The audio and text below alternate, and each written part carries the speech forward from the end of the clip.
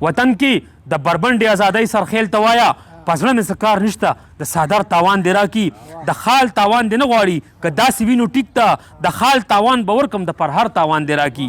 او رقیب د جانان نه ګټي که ځان ته پښتون وایي نو را د شي کوڅې ته د منظر تاوان دې راکړي. ډېره مننه جي، ډېره مهرباني جي.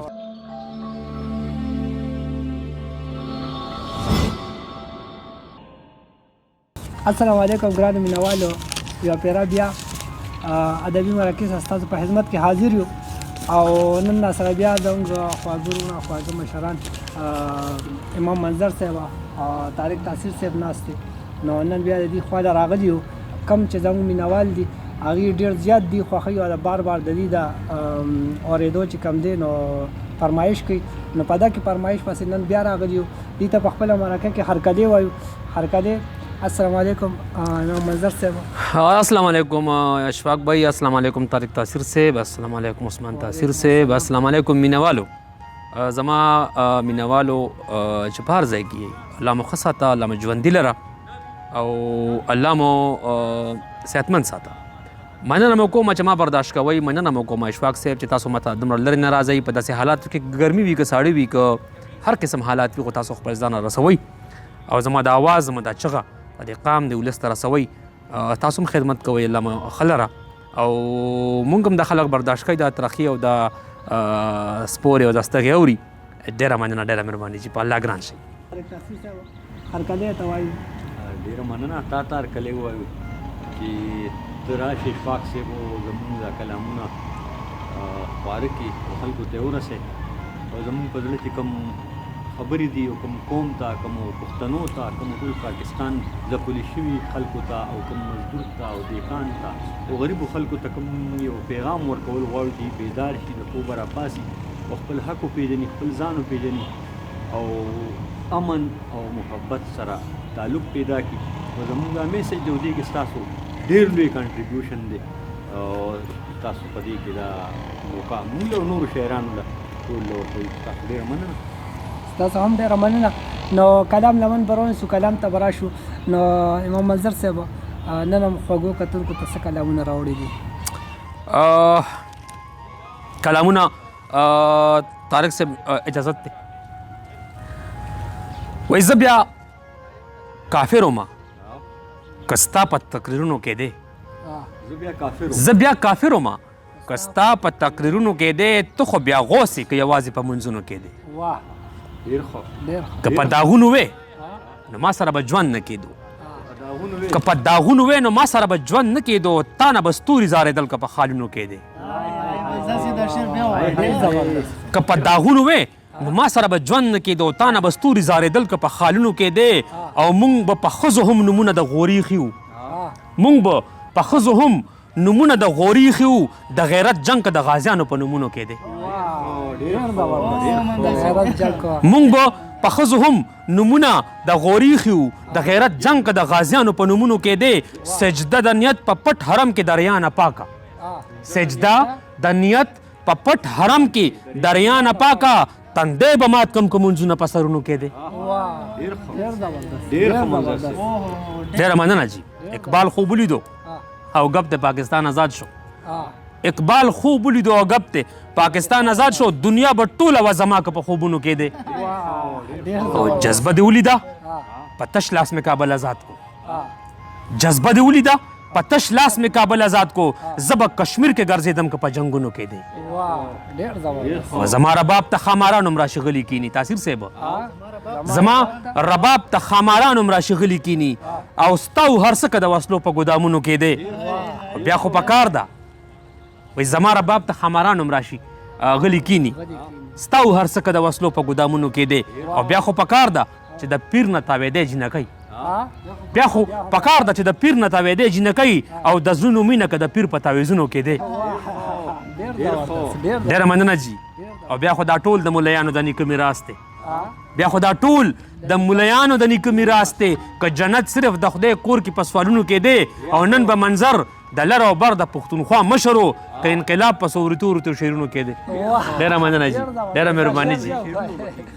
ډېره مننه جي. وایي نن به منظر د لر او بر د پښتونخوا مشرو که انقلاب په سورتو شعرونو کې دی. ډېره مننه کومه جي.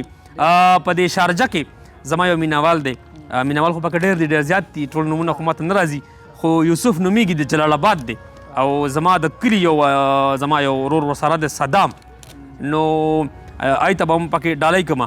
یوسف وروره څنګه یي الله دې ښه ساته صدام راته ستاسو نوم وایشتو او تاسو ته به یو کلام ډالۍ کړمه اجازت دی یو څو مینوال نورم دي زموږ په چینل باندې نومونه یې خو ډېر دي ما یاد کړی نه دي په بهانې سره نو هغوی ټولو ته بلکې دا کلام هم ډالې نو د ګرین سټوډیو مینوال دي زما مینوال دي خو چونکې نومونه دلته اوس نه دي یاد دی وخت کې نو بس هغه خاطر به نه درنوي به ډالۍ به کوله کسان ډېر دي او چې کوم مینوال دوه درې کمنټس هم کړي وو پکې خو دا ورځې داسې دي چې موږ اکثر دغه ته سم هم نه شو ټیک ده جی بالکل بس یاد دي راته خو دونه چې نومونه راته نه یاد نو بخښنه غواړم بس هر پښتون ته به ډالۍ کو زمونږ ټول ورونه دي هر پښتون ته به ډالۍ کو وایي زمونږ په سر چې وخت د زورور پیدا کولو زمونږ په سر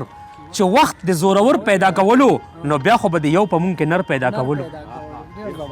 کوم خار کې چې د مخې تندي تور لاسونه تشتي